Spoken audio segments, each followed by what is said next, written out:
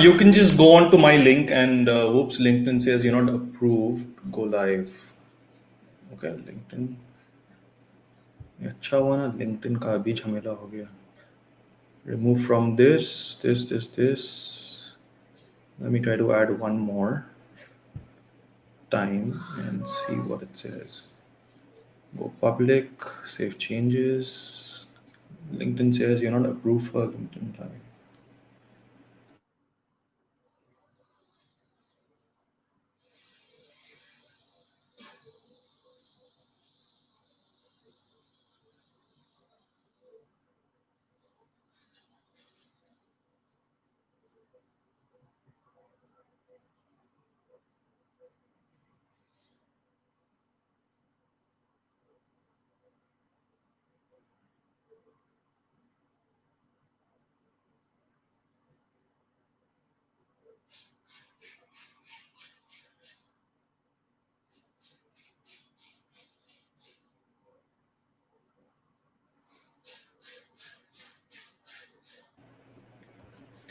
All right, so we're live on 3 places. I removed LinkedIn in the end, and I've just kept Facebook, YouTube, and Twitter. Right.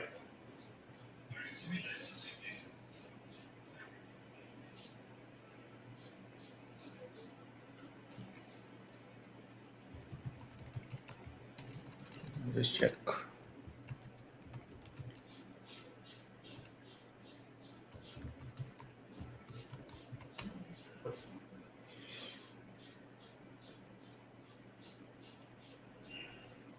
All right, so Twitter's working fine, YouTube's working fine, and Marcus Red shared your video. Okay, so all 3 are doing good. All right, now where's my book of questions for you? Oh Lord, I'm scared already, Rahul. Book of questions. Oh God, look at that book. Go away. I'm logging off. No, nothing on that, sir. Yeah.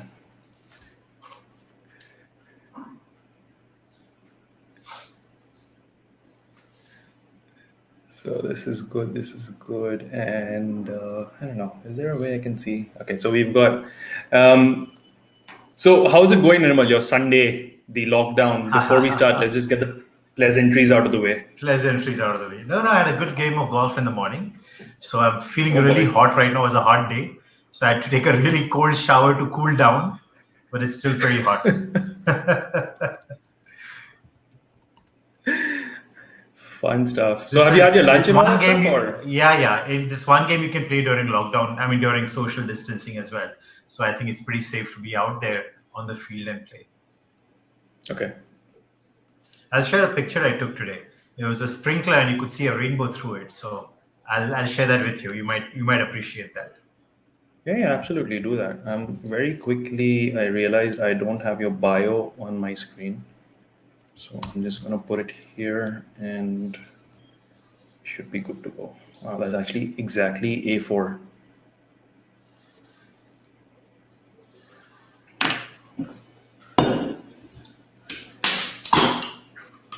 I don't know what works. This should really help me get through this.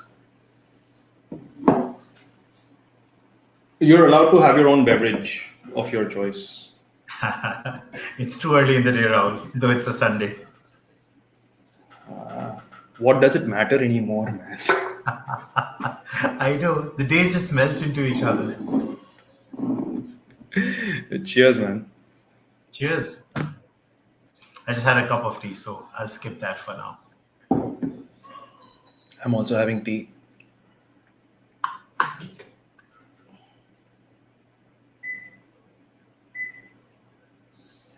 All right, so let's actually start. Cool. All right, so thank you everyone for joining us. We are running live on Facebook, YouTube, and Twitter at the same time. And I'll just give you a brief on what Penny for Thoughts was.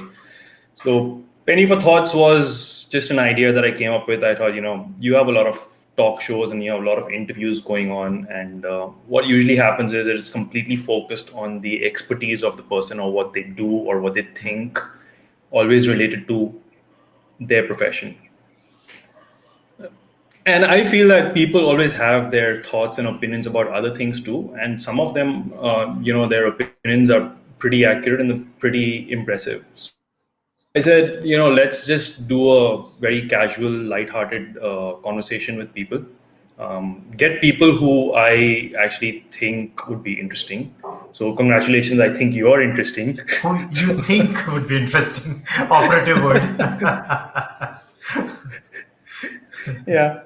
So, and see, for me, one of the most important factors is that somewhere there has to be a takeaway for everyone who's going to watch this. And I think there's nothing better than a takeaway during these times than, talking to people who have achieved their success at their own grit and at their own, what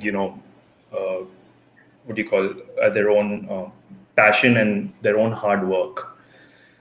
So just kind of spun it around. We did a couple of test runs before and it went well. The last one I did was with Swati. She's been one of the pretty crazy people. She's been running every day for the last 800 days, which is quite impressive. Though I think what is critical to mention here is it's not about the distance, it's about the commitment. So yeah, whatever distance she can, she does, but she does the minimum of 5K every day.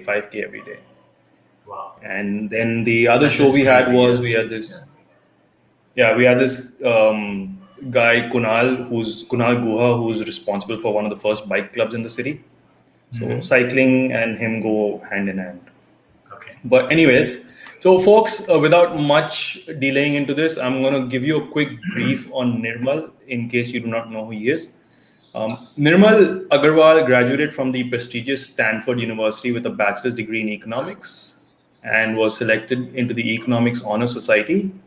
Now, excuse me if I butcher it over here, but it's the Omicron Delta Epsilon Society. Yeah. He completed his MBA and holds various qualifications in education counseling, finance, marketing, and human resource management. Nirmal is the founder of COGNIX, which is involved with various education-based initiatives, including career counseling, foreign university admissions, early education, teacher training, and what have you. More than anything else, he's very passionate about working with young students to help them realize their dreams and aspirations. He loves to personally coach his students to enhance their skills and abilities as they prepare for college career and their life coming up ahead of them. So that, in a quick gist, is what Nirmal is all about. And anything else you would want to add to this, Nirmal? Nothing. I think I'm blessed to have friends like you and good people who value the kind of work we do. And that's about it. Nothing to add over there. We're just friends and we work with our students and parents as family members. So it's not that I'm some hotshot who's done this, done that. It's just the commitment and the trust we build up with them. So nothing much more than that. All right. So folks, if you're on Facebook or YouTube or Twitter, if you have questions, please drop them in the comments and I can get the question straight on the screen and Nirmal can take them on for you. Try not to keep it, very work related if you have any questions. That's there. So because that I know can, though we'd love to have his opinion on it, but that can get very long and you need to be a little more focused when you have that conversation. So Nirmal, tell us, what was your family business originally? What was your dad doing originally? Like, what is the family business before you moved ship? Yeah, very different. I mean, I'm in education, as you all know, but my father used to run a Pareto cold storage. So it's basically warehousing. So in West Bengal, we have these huge buildings all over the countryside which store potatoes in the season when they are not being produced. So potatoes come in between January to March, I think, and then you store it for the rest of the year. So ones you're eating now in your homes are probably coming out of those cold storage units. So my dad had a couple of those cold storages, warehousing. So when I came back, I actually joined him for a couple of years in that business. And then, I just brain fried myself and said, no, I'm going to do something else, to use my education in some way. But, when people say potatoes, I always think vodka. We actually thought about that, that why don't we use the Paretos? And West Bengal used to have surplus Paretos. And we actually thought about making vodka out of Paretos and try to get a collaboration going for that. Thankfully, it failed, and here I am. So you actually did that. I would actually have been supplying you vodka, Rahul. So what made you decide to leave the family business? I Was it think like just an episode or just over a period of time? no, just over a period of time. I was, in fact, when I came back, I sort of felt it was a reverse brain drain, a reverse culture shock. You get a culture shock when you go to a different country. For me, having lived for more than 4 years and studied there and worked in that atmosphere, it was a reverse culture shock to come back. And the day after I came back, I went to my father. I said, okay, let's start going to the office. And our office was this small, we used to have these gaddis in Bada Bazaar. So our office was a Yeah, small yeah, gaddi in Bada Bazaar with no tables and chairs. We had a gaddi. This yeah, kind yeah, of a bed where you all sit down. I'm like, what the hell am I yeah, doing over here? But slowly I got used to it and started working with him. But over the next 2 years, actually next 3 to 4 years that I was working with him, I was just not intellectually stimulated and not. I didn't wake up in the morning thinking, yeah, I'm really excited about going to work. It was just going through the motions. It's the family business. I'm here to help my dad and let me do it. And slowly over time, I said, let me venture out and do something else. And that's when the startup yeah. bug bit me, I guess. All right.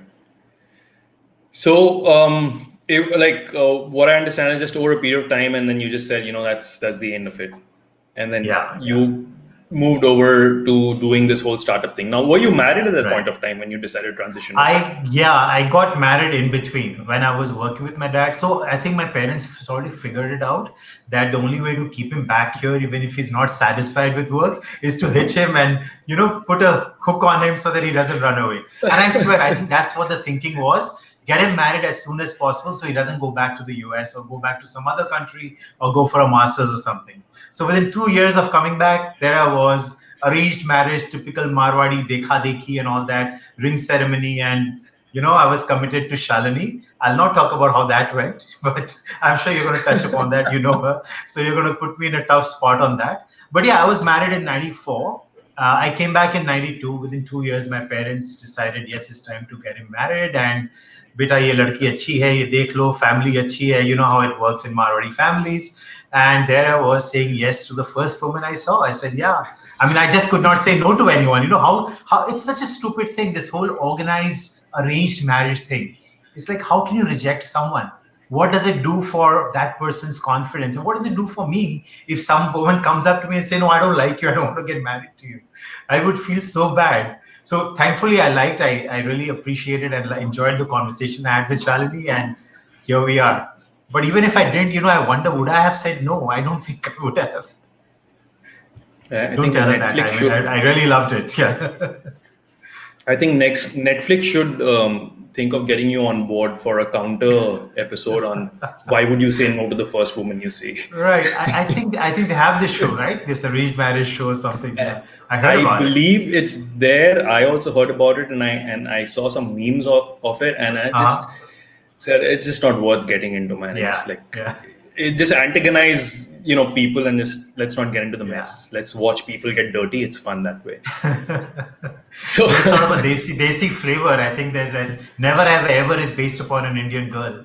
If you've seen that, that's sort of okay. You might want to watch that. so were you the only sibling, or in your No, family, I or have I have a younger brother, so he's okay, 4 years, 3.5 years younger than me. So okay, he was here. He was here, but he could have carried on with the family business. But you know how typical hmm, parents are. Nahi beta, you have to come back and help your dad and come back. Emotional blackmail. And there I was. I had an offer with Mackenzie back when I was graduating. So hmm. had to give all that up and come back, packed my bags and came in. That sounds very familiar. Oh wait, that's like the story of every Indian kid who went abroad in the 90s. Right. Exactly. Some stayed on, but some got blackmailed or emotional. I mean, I wasn't say blackmailed. I wanted to come back. I wanted to be with my family to set the record Right. straight on that. Okay. And you sort of So resonate with that, right, Rahul? I mean, you're one of the people who came back. yeah, I mean, my story is different. There's just we won't get too much into it, but then one fine day I realized that, is it really worth to keep applying for a visa? And, the streets are not made of gold. So Right. what the hell, so you got to take a call at some point of time. So as a child, tell us something. Did you get the rod, or were you often spared? I think I was a role model for a lot of people. I was a good kid, good in studies. So, Sorry, say that again. Okay, yeah. Good. Back then, if you're good in studies, if you're getting good grades, you're a role model. So my parents would be like, very proud, show off my report card, and people we lived in a building, 10-story building, and people would be like, look up to Nirmal, be like Nirmal and all that. Little did they know what a brat I was in school. I actually used to get caned. I used to tease my teachers. I had teachers running after me with a duster, and they would chase me around the classroom. And I remember once I had jumped out of I was around the class or across the street, because I believe you used to spend a lot of time across the street from La Martiniere for boys. When I grew up, when I discovered the joys across the street. I was a nice little boy before that, but I think it was grade 9 when we discovered, there exists a whole new world across the street from us, and we had these socials. Every 2 or 3 times a year, we'd have a social where you congregate across the street into the big hall, and you can ask the school girls to dance with you, and so that was my initiation into the opposite sex. And and that was one of the reasons I joined the Interact Club, because that was the only co-ed club we had in our school. So anyone who's a self-respecting male member of La Martiniere for boys would want to join the Interact Club, because that's a co-ed club. And this is back then, when we didn't really have a lot of interactions. Interaction. I agree. So Harsha does agree and relates much with the Marwari culture around marriage engagements. Now, I know this is a sticky topic, but someone put it there. I just brought it in, and we'll just leave it there. So we're not going to get more into that.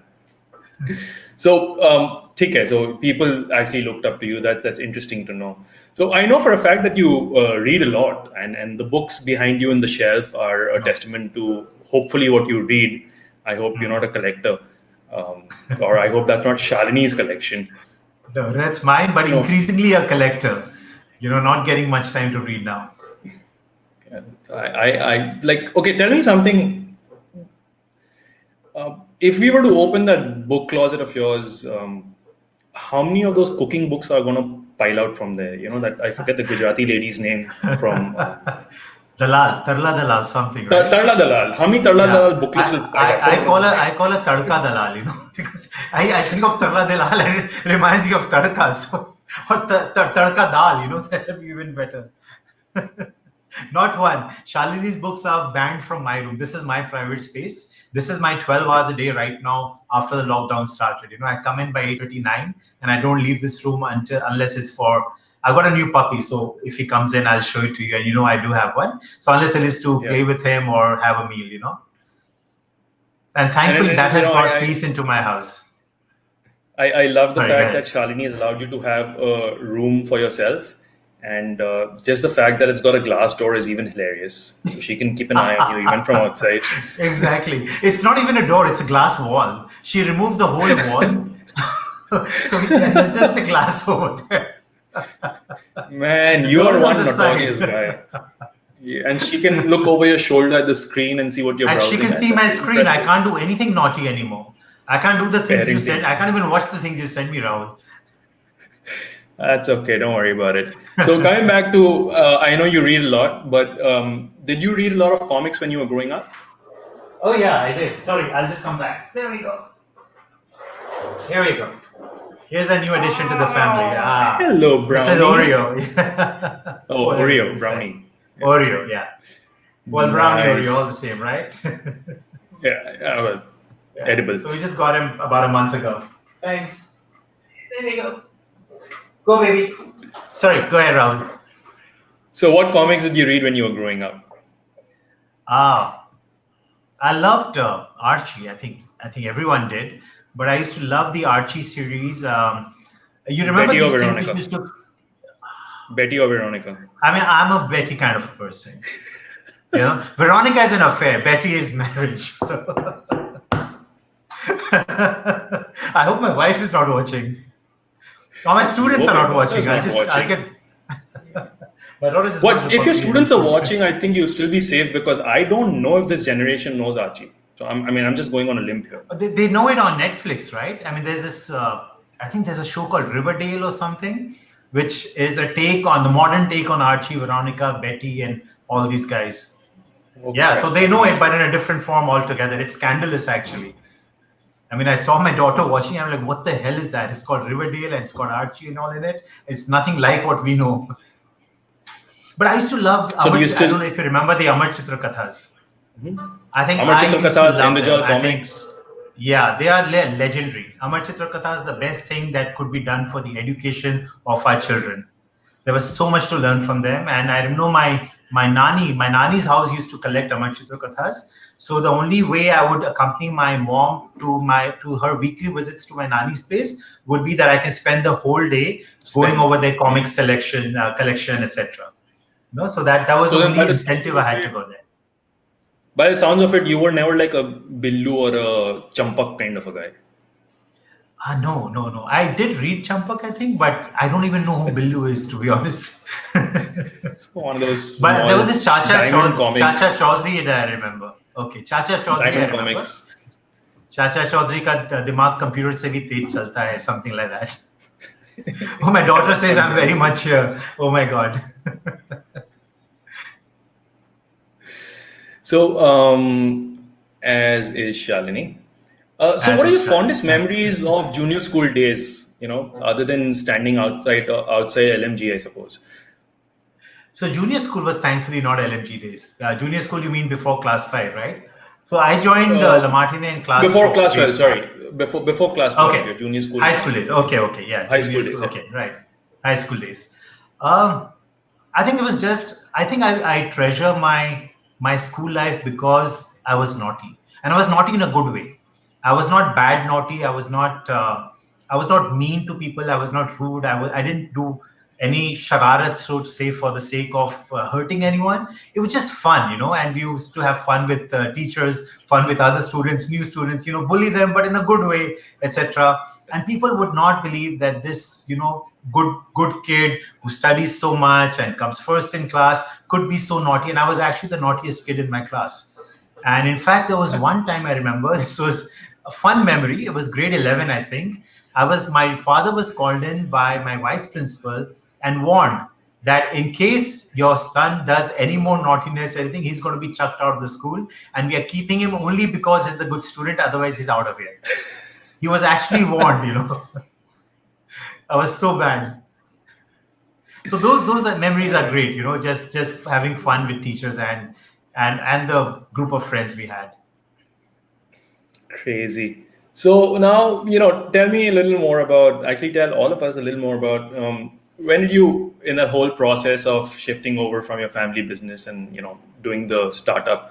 Oh, by the way, kids, startup, the word existed even before you were born. So don't wear it like a brand, like a brag factor. Oh, I am a startup. To your grandparents and your parents have been doing it for generations. Exactly. Just because there's an English word for it doesn't mean that they didn't have a galla. So that's so true. So sorry. I mean, I tell that to students, startup is such a cool word now, but don't you think your grandfather had a startup? Weren't they in the startup generation also? It's just so cool now.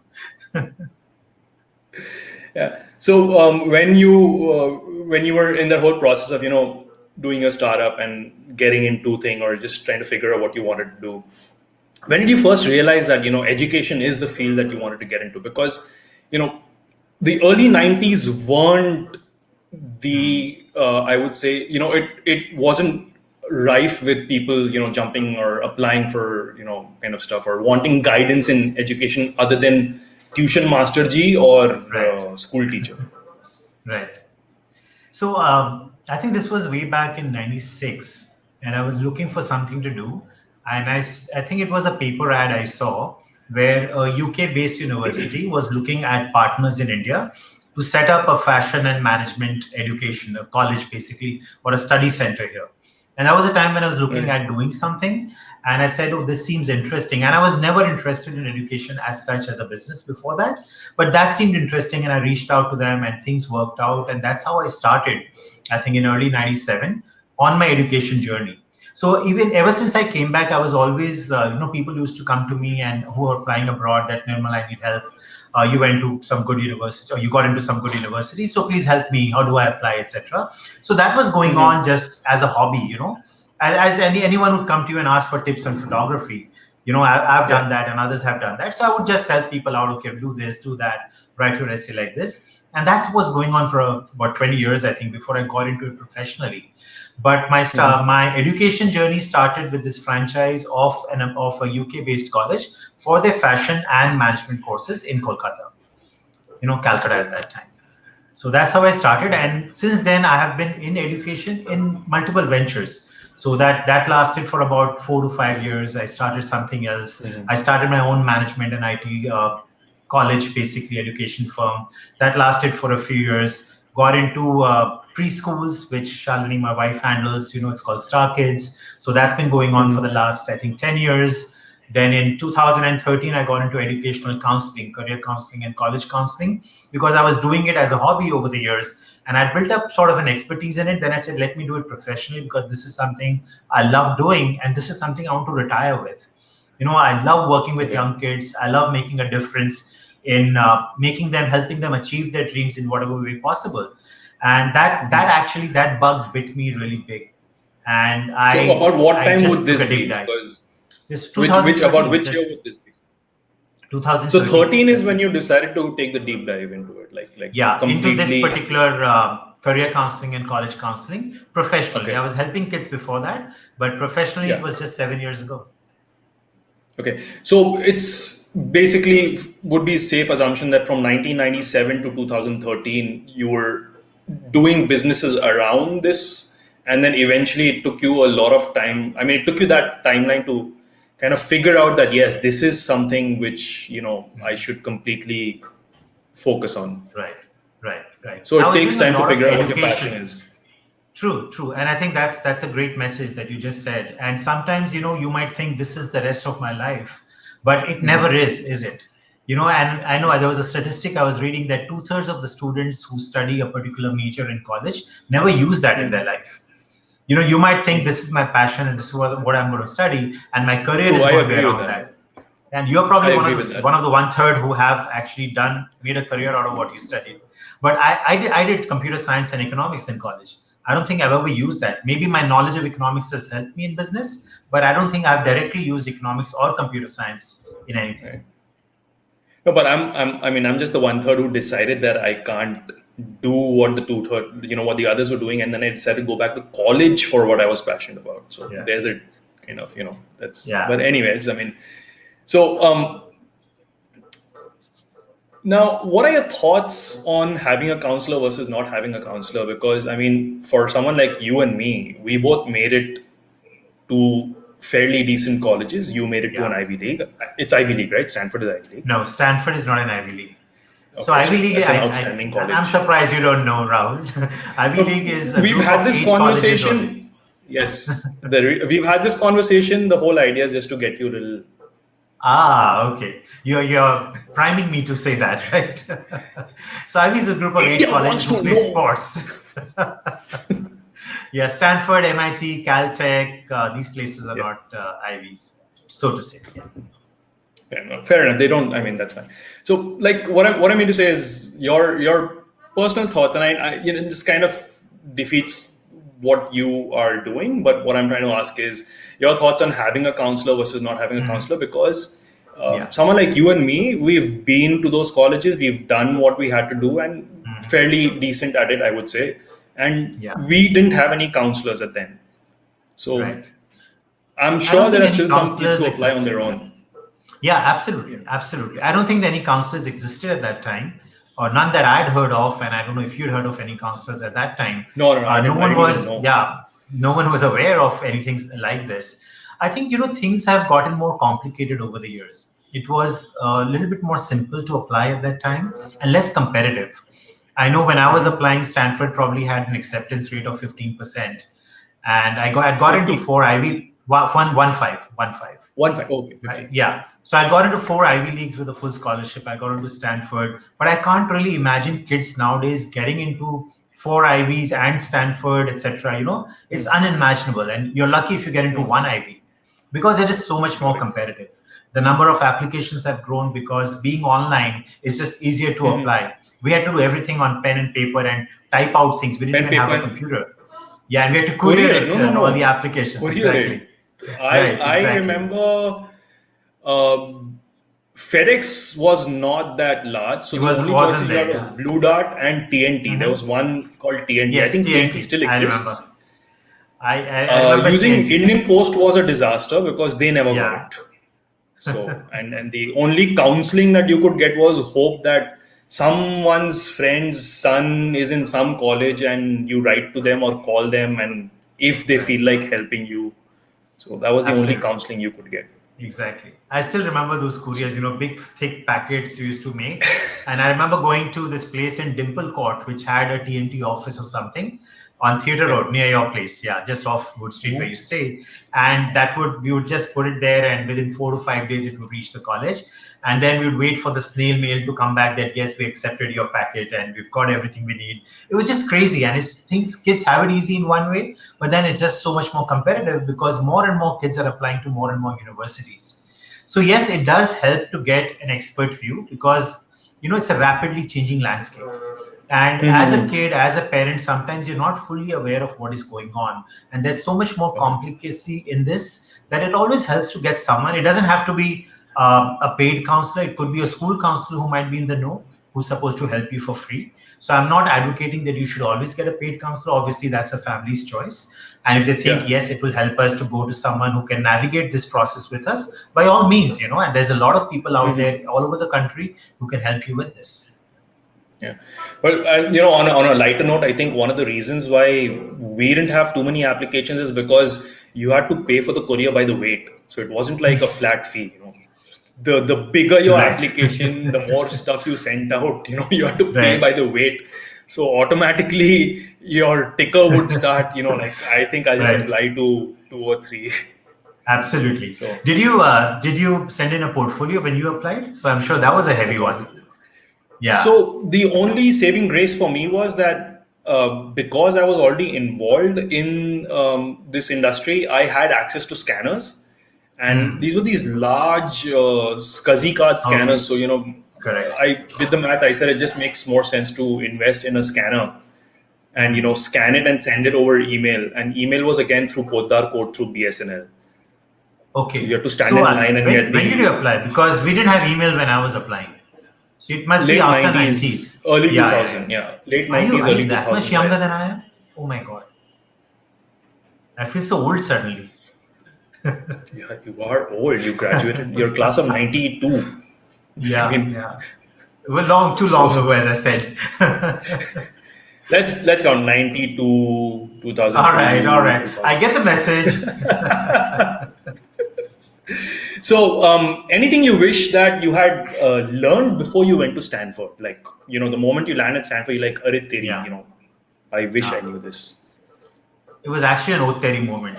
It's like, damn, it's you're in a cauldron of these supercharged, adrenaline heavy junkies studying excellent. You got Olympic athletes around you. You got people who've done research, authored papers, and all. I'm like, what the hell am I doing here? And that's what I like to tell students: as go to a place where you're going to fit in. Where you can be challenged. I was out of my depth. I don't That's mind admitting it. I was out of my no, that's depth in important. education. And I'm My so first happy that. No, no, sorry. Go I ahead. don't mind admitting it. Yeah. My first paper that I wrote, English paper. I mean, I'm this kid from Lamartine, the topper, got a gold medal and all that stuff. Wearing my collar high. Go there, yeah, obviously I'll do well even when I go to college. My first paper that I wrote for an English class, it comes back to me with a C. And I'm devastated. And what the hell? So, I've never got a C in my life. so let me Devastated. ask you this: looking at that paper with C written on it, did Yeah. you remember that gold medal? No, I didn't remember anything. I just saw that C. But So it I was not mean, worth it, jokes was it? apart, it was not worth it. But I started. I went to my teacher, and again, it's a message for everyone: ask for help. Go to Yeah. the people who are there to guide you, who are there to advise Yeah. you. Don't stay in your silo. Go out. I went to my teacher and I said, I need help. What did I do wrong here? This is how I write in school. This is how I used to write in school. Isn't this how it's supposed to be written? And he sat down and spent time with me and told me where I was making those mistakes. And by the end of the semester, I was up to an A. So yeah, I learned quickly, but it was a deep dive and very sudden dive. You're just thrown in the deep end of the pool suddenly. So yeah, that was it. So, But I wish things I had some advisors who can help me, who could have helped me choose properly. It was just on my own. So things happen when you step out of the proverbial well. Yeah, that's how I say it. So now coming back, fast forwarding to where we are today, do you have a career coach or a mentor who you run to for advice? Even today, like I'm talking about now. Unfortunately, no.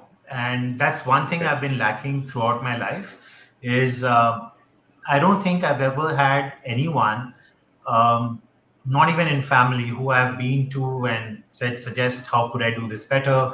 What businesses could I do? How can I make my business better? How could I grow it? Of late, I've been asking other people who I know are well established. So with my network now, which is expanding, I'm able to ask a lot more now. But at this age, it doesn't. So unfortunately, I don't really have someone like that, a mentor or something. All right. So, and I know for a fact that you play a lot of late, you've been playing a lot of golf. And can you share about that one trip to Thailand where you went to play golf? Yeah, I went to play golf, and we actually do an annual trip. I don't like the naughty smile on your face, but we do an annual trip, all of us along with our wives. So I just want to put the record straight on that. And we do go to Thailand. It's a good family vacation. Trips, yeah, it's a good vacation. About 4 to 5 days. We play 3 to 4 rounds of golf, enjoy ourselves, and it's a good downtime for the whole family. So it's really fun. They have some amazing golf courses. For those who are listening in who are into golf, I think it's a trip you should be making. They have some fantastic golf courses there. So do you think one of the things that you'd want, I would assume, when I met you at the airport and we were discussing that, you said you're going to go to Bangkok for a trip, and we discussed and you said the golf course is something that you've been looking forward to. So do you think there are other golf courses around the world that you'd want to go down and like you'd make an effort to go and play in some course in Japan or Definitely. I don't know if Sweden? I think every self-respecting golfer, every self-respecting golfer would love to play in St. Andrews, which is the oldest golf course in the world. That's in St. Andrews in Scotland. So that's a bucket list for me. I want to play there. In fact, I spoke to my friends, and there's this Ryder Cup which is held, which is USA versus Europe, which is held once in 2 years. And we talked about trying to go and see that and playing golf in that area. So maybe over the next 2 years, we'll probably end up doing that as well. But I don't know Atiba Vijay. She's the person. Atiba is, I know. I'm here too. Thanks, Atiba. Hi. So now, while you're on the golf course, I know golf is a pretty competitive game, and those who are in it, like they get like pretty worked up. Like they get very emotional about the score at the end. Now, do you ever have selective amnesia on the golf course when you're putting down the score sheet? No, I don't think so. Though my friends would love to say that I have a lower handicap than I claim to have, because I beat them quite often. So I don't have selective amnesia. But I know many golfers who do, and most famous amongst them is the President of the United States of America. He's known to have selective amnesia on his scorecard. All right, we're not going to go political. All right, we're not going to go there, right? No orange-haired people on our conversation. Yeah, but I do know, folks, that I've known Nirmal for I think over 10 years now, and I used to give him a name that I used to call him so that's what I've always called him, and I still hold by it. So on a serious note, there is a fine line between being foolish and being brave. How brave do you think should a student be on the college application? Let me give you an example. I think because you asked that question, I remember my application to Stanford. And that was a paper application. We didn't have online You have the applications. forms and your printer. Exactly, the forms, and you had to either type into Yeah. them or write into them, etc. So there was one question which had a space about this CA big, and it said, "Is there anything else you would want us to know about you?" And I drew a caricature of a classroom going on with teachers and students inside, and myself standing outside with punished, like a murga or something. And the caption was, "I have always been an outstanding student."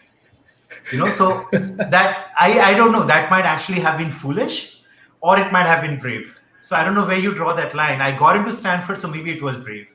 If I had not gotten, I might have thought it was foolish. But I would rather err on the side of being brave rather than foolish. Yeah, because I mean, life is about risk. You have to take risks to gain. No risk, no pain, no gain, as they say. So it's a funny thing you say that, because my very next question was, should one strive to be to have an outstanding application or a standout application? Okay, so I was standing out for an outstanding application. I think you need to be honest. I think I'll just turn that question around a bit. You don't need an outstanding application. You don't need a standout application. If you are unique, if you are who you are, and you can present that in an application well, that itself will be a standout, because colleges are looking to get you into them and understand how you fit into their student body. It's not about, I want only this particular kind of student and no one else.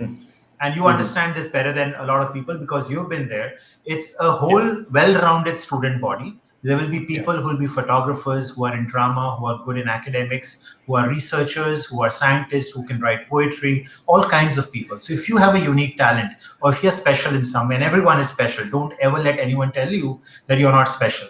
You just might not know what you're good at.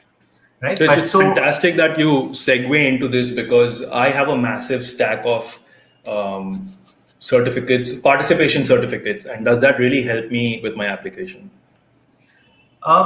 It's not the quantity, it's not the number of things you've done. I think it's the depth with which you've done a few things. So if you are into theater, damn it. Yeah, go put them in the attic. If you're into theater, and how are you doing performances? Are you a lead actor? Are you going around traveling with a troupe all over the country and performing in India Habitat Center, here and there, etc.? That counts rather than, okay, I do theater, I'm in the class play, then I sing, and I've sung in my community, in my building, etc. So it's not the number of things you do or the number of certificates you've collected which are gathering dust. It's a few things that you're passionate about, committed about, and you're doing for a number of years with achievement and passion. That's what counts for much more.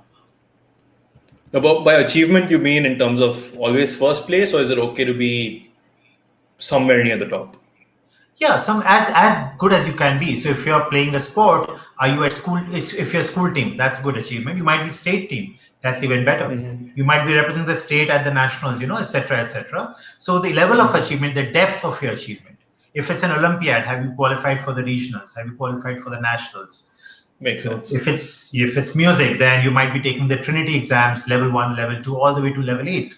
So if you want to go up to level 8, that counts for much more than I've never taken an exam. I just learned synthesizer by watching YouTube, which is good, but not as good as that kid who has taken level 8 of piano. Level 8. Of course.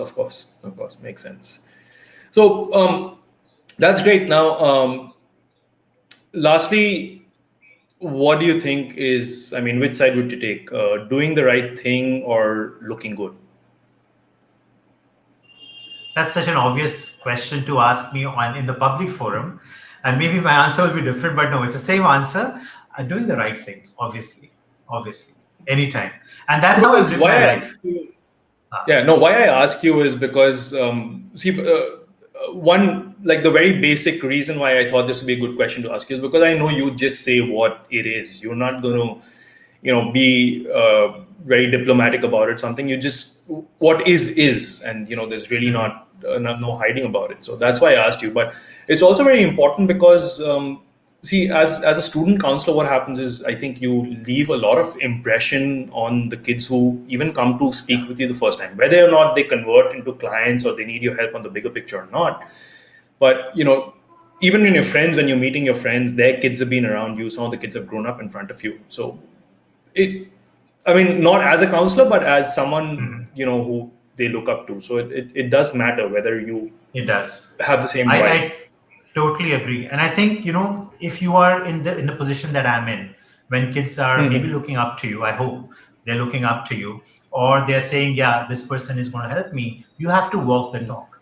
If I'm going to be asking them to do something or represent their applications in a certain way, ethically, in a morally right way, I need to walk the talk. I need to live my life just like that. I cannot Got be it. doing the wrong things. I cannot be cheating, or I don't, for lack of a better word, cheating around what I Hmm. say, or falsely claiming something and doing the wrong things if I want my Hmm. kids to look up to me and do the right things. And even when I was not working with kids, I don't think I've ever willingly or knowingly, with intention, hurt anyone or done anything wrong to anyone. That's one thing I can go to my deathbed with, that firm knowledge and I have a comfort. diary. I have a diary that says otherwise. Yeah, yeah. We'll talk about that over our drink tonight. No, I'm just kidding. This is just no. We He's a all know great you guy. by now, Rahul. Yeah, people know me. So that's great. I mean, and it's pretty much covered. I thought I'll start with where you started, how you started, and how you transitioned, and a little bit of tidbit, fun facts. And I'm glad you shared this information, which is on the ticker below. That what it does is, for me, it negates all these basic questions that people would want to know. So all the pleasantries and all that is out of the way, and the ticker is where people can. Okay, we got some question. Okay. Oh, wow, this is interesting. Wendy says yes for bravery and yes for the Hi, right thing. Wendy. How are you doing? Thanks for tuning in. It's the perfect time, Wendy, Wendy's a because this is colleague. the. Yeah, Wendy's a colleague. She's in Japan right now. She's a colleague in the counseling community. And we used to meet once a year at the annual conferences we attended in the US for counselors. Unfortunately, we could not meet this year. So, big shout out to you, Wendy. Thanks for being there. The perfect time, because I'm going to share my screen. I've got some stuff to pull up on Nirmal. Oosh, Now, let me I'm just. logging off, Rahul. This is not right. So You I'll didn't warn me still about these show. things. Oh, See, that's God. the whole point. This is not like a rigged interview that happened on TV very recently between two actors. Okay, where I know what questions I'm going to tell you, you already know what answers you're going to give me, and it doesn't work like that. So, and anyway, it's very casual. It's no harm, no foul. It's very casual, and then Okay. liquid courage has been going on, so you can blame liquid courage. Yeah, here's mine. This used to be a bottle of vodka. Now it's a water bottle. Yeah, yeah, that's what she said. Okay, let me get into sharing the screen. I want to make sure I'm sharing the correct screen, because it'll be embarrassing if it is some other screen. For you, yeah. Yeah, for everyone, especially for you. Because I've got one screen like I'm going to ask, and the other is like should I ask? Depends on temperament of how things are going. Okay, so here we go. And that's okay. You don't have to sweat so hard, Nirmal. No, my air conditioner is not working for some reason. Anyways, and it's a hot day, as I told So you. tell us about this Ah, photograph. oh my God. You had to bring that up. Ah, It's one of the few I could find. You're very difficult. okay. You've done pretty well with hiding your digital tracks. I must give you that. That's actually Shahnawaz Ahmed. He's no more. He Oh, I'm passed on sorry. 3 years ago from prostate cancer. Stays used to stay in London, but we went to school together. And this photograph is from his marriage day, and I was the one who helped him elope. And we got him married at another friend's house, and this is from that day. So he's Muslim, and he fell in love with a Bengali girl from Shirampur, I think, yeah, from near Kolkata. And the Okay. families didn't accept it, and I helped them elope and got them married. And this photograph is from that time. Okay. No, I thought, when I looked at this photograph, it just felt like it was a very happy and a festive moment. And I thought that Yeah, there's got to be a very interesting story behind this. So yeah. let me bring this up, and then maybe we can get some story. But I'm really sorry, I wasn't aware. No, And no, no, no. Obviously not. Obviously, but yeah, thanks for bringing him up because I owe a lot to him, and I want to say that here because I think a couple of the universities required a peer recommendation, and he was the guy who Mhm. wrote my peer recommendation for me. when I was applying to college. Okay. Okay. So thanks for bringing that up. You're welcome. The other one I have for you is I'm scared. I'm scared now. Okay. I'll get this. This is with Zishan, and I know you were very active Zishan. in Roundtable. So if you can tell us a little more about your timeline in Roundtable. Sure, sure. So it's Zishan's birthday today, so it's strange that you'd bring that up now. Happy Oh, birthday, Zishan, in case you get to yeah! watch Happy this. birthday! In case you're watching this. Right. So Roundtable, if some of you know, is this fellowship organization, fellowship and service organization that Rahul, you were part of as well. And I joined pretty late. It We retired was. in Roundtable. We retire when we are 40. They like to keep the organization young, and as soon as we reach 40 and become old, like I am or Rahul is, we get chucked out of the organization. And I joined when I I was quit 35. before. Yeah, No, I quit they before made time, and they probably I made you quit quit, Rahul. before.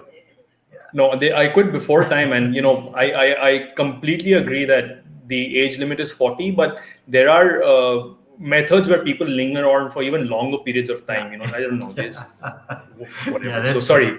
But I had a great time in Roundtable. I think a lot of the person I am today is from those 5 to 6 years I spent in Roundtable. And I owe a few things to Roundtable. Number one is the amazing friends I've made. Some of my best friends right now, and I met you through Roundtable as well. Some of my best friends Yes. right now are people I've met during my Roundtable days, those 5 7 years. My confidence in speaking in public came from Roundtable because that gave me the opportunity to be and to speak in front of the public. And I was a very hesitant speaker before that. Today I can stand up in front of any audience and talk on any topic, not caring if I'm right or wrong, but I have the confidence to speak, and that came from Roundtable as well. And the thirdly, I would say, is the huge network I have now across the country of people who know me and we get along so well. So I owe a lot to my days in Roundtable. Okay. Zishan So is one of the great friends I made in Roundtable. Yeah. that's good. So I also fondly remember Zishan because he's notorious for the act of sergeanting, and Yes. a genuinely lovable and a helpful person. And Yes. Yes. no matter how serious or bad day you're having, this guy can make you laugh. I mean, this guy is just a genius. Yeah. So, what about this one? Okay. That's amazing. I were you in Roundtable in this was 2005, No, I I think. wasn't. You I weren't, quit. right? So this No, is the yeah. national AGM. This is the national AGM of Roundtable, which was held in Kolkata at that time. And there's about more than 1,000 people who come to Kolkata for the conference and the parties and all that. And we had this concept of maybe 7 to 10 parties we were hosting. Different tables were hosting all over the city in different pubs. And Samrendra, who was the other guy in that police uniform, and I know myself, Samrendra, yeah. Samrendra, right. So we were in charge of these parties. And what we decided is a lot of these people from all over the country don't really know us. So we're going to dress up as policemen and go in and disrupt these parties and crack our dandas and say that we have to shut down the party. You're violating liquor laws and it's too late and there's some hanky panky going on here. What is women doing here, etc. And there were some people who didn't know us actually believed that we were policemen and they were offering us money. One guy took us to the side and said, "Bhai, kuch paisa le le, chhod de hame, let us party. Hum Chennai se aaye hain, on his South Indian Hindi. Are Chennai se aaye hain, you take money, yeah." So we actually got Terrible. offered money when we were doing this. It was hilarious. We had such a great time doing that. Terrible. It was So this is amazing. there, and Roundtable then had some great memories. Great memories. of course, and I would put in here that yes, I agree with you that you make some phenomenal friends through the movement of Roundtable, and a lot of people I know also across India are through Roundtable, and definitely good friends. So there's no doubt in that. And for this one, Ah, this is one of that's my favorite photos that I found of you, and I think Stanford sweatshirt and a Notre Dame sweatshirt yeah, that says it all. yeah. So Right. when Avni was applying for her university, when she finally decided, I remember I think we'd gone to Tengra for a dinner one Yeah. time with all the kids were also there, and then Right. we were just talking about it, and then I think that's when personally I could tell that it started sinking in your head and Shalini's head that the bird's gonna fly away real soon. Mm-hmm. So when she applied for her college applications, how much help did you you know I guess what I'm trying to ask you is, did you go over and beyond in making sure that she had a good application, or did you just kind of guide her and definitely she put her effort in? So I'm going to answer that question in a minute. I just want to share the story behind this because I think it's amazing. Stanford and Notre Dame are arch rivals when it comes to football, American football. They are really arch rivals. And this is our annual tradition. Whenever there's a Stanford Notre Dame game on, she used to be at Notre Dame or the other side of the world, and we would be watching it. I Oh would be my following it god. on my feed, and she'd be watching it live over there. And we'd just go at it, at each other all the time. And the first, I think, year, only 1 out of the 5 years she was there, I think Stanford won. So it's a 4-to-1 ratio in her favor. And she actually went to Stanford last year after she graduated and caught the Notre Dame Stanford game live at the Stanford Stadium and helped Notre Dame beat Nice. Stanford. Nice. So that's not a claim to fame I have, but I love this picture. I love my kid. She's just an awesome person. And going back to your question now, in fact, I did not help Avni at all because kids, Fantastic. how kids are, they are not going to listen to parents. And I did try to help her, but it was always getting into a fight. You have not done this, you've not done that. I finally gave up, and thankfully my friend from Hyderabad, Gautam, who you know as well, was also started this work with me in terms of the professional engagement as a counselor. So Gautam really helped Avni through her application process and handheld her as a counselor in that. So Avni owes a lot of her Notre Dame achievement to Gautam much more than I. Well, I do agree to the fact that kids would rather just kind of listen to their parents and keep it as a okay by the Right. way kind of input. So that's pretty much it, Nirmal. I mean, we just had some basic questions to ask, and that's the basic game plan of this show that I'm putting together. And any closing remarks that you'd have for any student who are watching, or parents. I think more than uh, students, I think some parents are just so worked up and like as if Yeah. they are going to get admitted into college. Yeah. So Yep. I get those uh, parents a lot. If you see some of the chats I have with parents, it's like 15 chats coming back to back, and suddenly I wake up and say there's 15 from this parent. I have to reply finally. So, but my message to everyone is just to take life easy. Just chill. Your kids are going to find a safety net to fall into. We might mm, aspire for a lot, but let them live their life. Don't put so much pressure on them. They already have a lot of pressure with peers, people who are doing much better than they are, and they're looking up to them and say, why can't I do that? Kids are going through a lot of stuff nowadays, academic pressure. I mean, you'll be surprised the kind of pressure they have on how good you should look. I mean, this whole Instagram generation, yeah, Instagram is yeah. great for reaching out, but there's a certain pressure on you looking good. Everyone's posting these great selfies and maybe morphing themselves to put it out there. And there's huge body image image, there's self-esteem issues kids are having. Don't add on to Mhm. that. You need to be there as a pillar of support. You need to be there as someone they can come to for help and not avoid.